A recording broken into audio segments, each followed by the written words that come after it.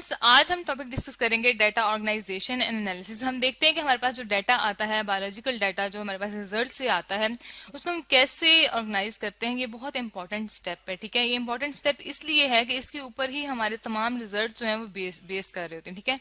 Important step है। इसके अंदर हम डाटा कहाँ से लेंगे? ऑब्जर्वेशन से लेंगे, ठीक है। ऑब्जर्वेशंस जो हमारे पास होती हैं उनसे लेंगे, प्लस हमारे पास जो है इसमें क्या होंगे, एक्सपेरिमेंटेशन से जो हमारे पास रिजल्ट्स आएंगे, ठीक है। डाटा जो आएगा, ठीक है। अब डाटा क्या चीज होती है? Question is this. तो हम ये देखते हैं कि डाटा जो होता है वो रॉ फैक्ट्स होते हैं। मीन एक हमारे पास आम फॉर्म में, रॉ फॉर्म में नंबर्स होते हैं, ठीक है। डाटा किस किस फॉर्म में हमारे पास हो सकता है? नेम हो सकता है, ठीक है। यहाँ हम लिख लेते हैं, कोई किसी का भी नेम हो सकता है, ठीक है। नंबर हो सकते हैं, डेट्स हो सकती है, किस डेट को लिया गया था, ठीक है। नेम होगा किसी भी ऑर्गेनिज्म का, उसमें होने वाली चेंजेस का जो हम एक्सपेरिमेंट किया है, ठीक है। वैल्यूज हो सकती हैं, कितनी उसकी वैल्यूज वेरी कर रही हैं, एक दूसरे से एक जैसी आई हैं, ठीक है। कोई फिगर हम बना सकते हैं, जैसे बायोलॉजी में मोस्टली हम फिगर्स बनाते हैं, उसके स्ट्रक्चर की बनाते हैं, उसकी फिगर ड्रॉ करते हैं हम, ठीक है। तो हमारे पास उसके पास ग्राफिक्स आ जाएंगी, इसके साथ साथ हमारे पास टेबल्स आ जाएंगे। हम सारा डाटा जो है वो टेबल्स की फॉर्म में अरेंज करते हैं, ठीक है।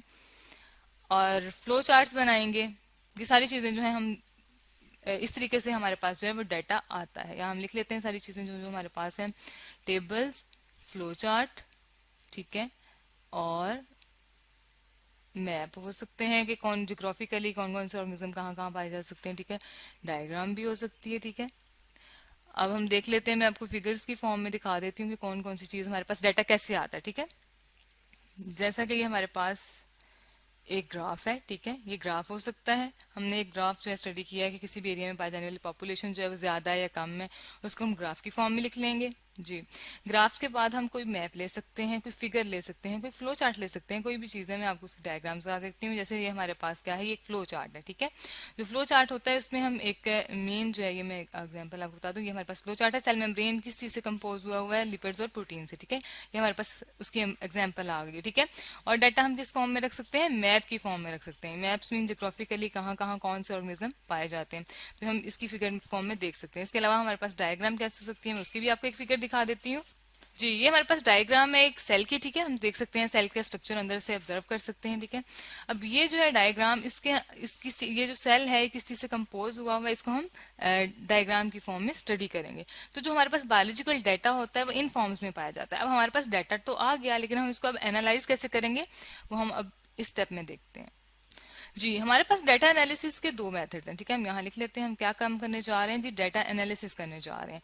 डाटा हमारे पास मौजूद आ गया, रिजल्ट से हमने फिगर्स भी ले ली, डायग्राम्स भी ले ली, सब कुछ ले लिया। उसको अब हम एनालाइज कैसे करेंगे, ठीक है।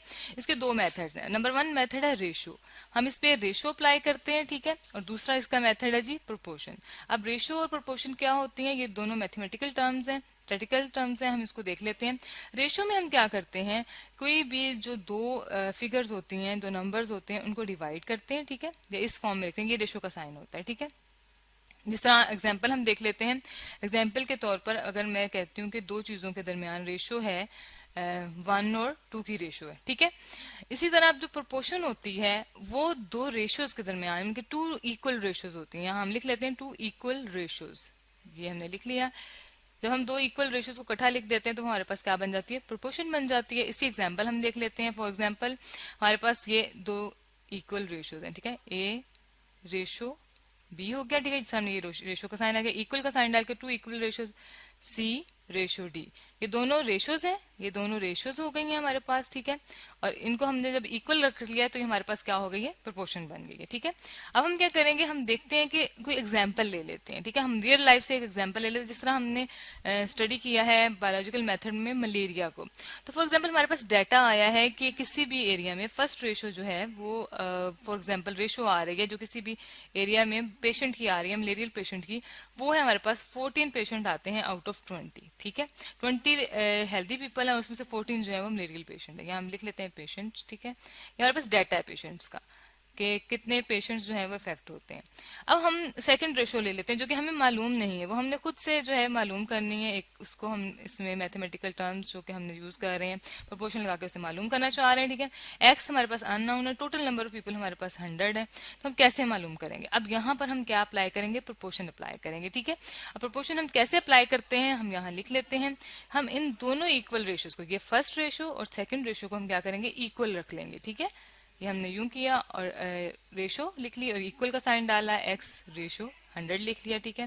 इसको हम इस फॉर्म में भी लिख सकते हैं, जैसे कि हमारे पास आ गया ये 100 डिवाइडेड बाय 100 इक्वल किसके है हमारे पास 14 डिवाइडेड बाय 20। x हम मालूम करना चाहते हैं तो x अगर एक तरफ रह जाता है, हमें मैथ में पता है कि x एक साइड पर रह जाएगा और 14 डिवाइडेड बाय 20 के साथ 100 आके क्या करेगा, सॉरी ये 20 है, ठीक है, जब मल्टीप्लाई करेगा तो हमारे पास जो आंसर आएगा वो होगा 70, ठीक है। तो अब हम यहाँ जो हमारे पास इस वाले एग्जाम्पल के सामने लिख सकते हैं कि 70 आउट ऑफ 100 जो पीपल होंगे वो अफेक्टेड होंगे। यूं हमारे पास आंसर आ गया है इस चीज का, ये हमने डाटा एनालाइज कर लिया है जी। यूं हमारे पास डाटा आ गया, हमने रेशो और प्रोपोर्शन दोनों को देख लिया।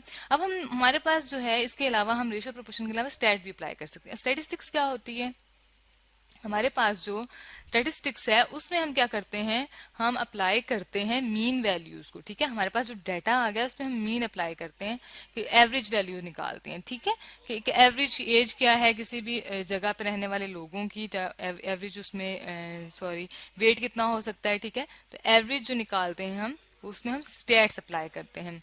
तो ये जनरल सा एक मेथड है। आज हमने जो देखा है डाटा एनालिसिस और डाटा कलेक्शन के बारे में, हमने ये देखा है कि हम डाटा एनालिसिस करते हैं रेशो और प्रोपोर्शन को अप्लाई करके, और डाटा जो है वो हमारे पास फिगर की फॉर्म में भी होता है, हमारे पास वैल्यूज भी होती हैं, टेबल्स भी होती हैं, चार्ट्स भी होते हैं। तो यूं हम बायोलॉजिकल डाटा को एनालाइज करते हैं और ऑर्गेनाइज करते हैं, तब हमारे रिजल्ट जो है वो कंप्लीट होते हैं।